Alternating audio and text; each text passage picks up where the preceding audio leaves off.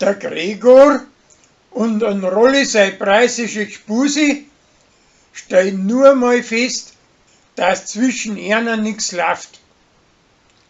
Danach taucht der Rolli selben zu Lansing auf und sagt ihr, dass er's nimmer mag und macht Schluss mit ihr.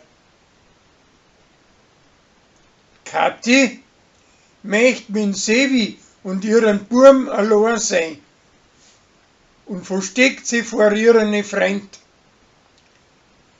Weil sie aber das Handy umeinander flackern lässt, kommen die dahinter und holen's zum Karteln.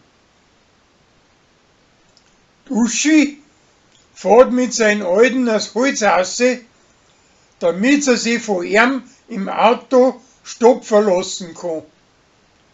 Er haut sich aber auf und senkt's einen Schädel an und drum lassen sie es wieder bleiben.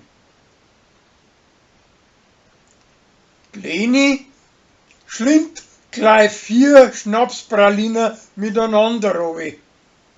Und von denen kriegt's so Mangweh, dass mit ihrer Freundin nicht ins Wirtshaus gehen kann.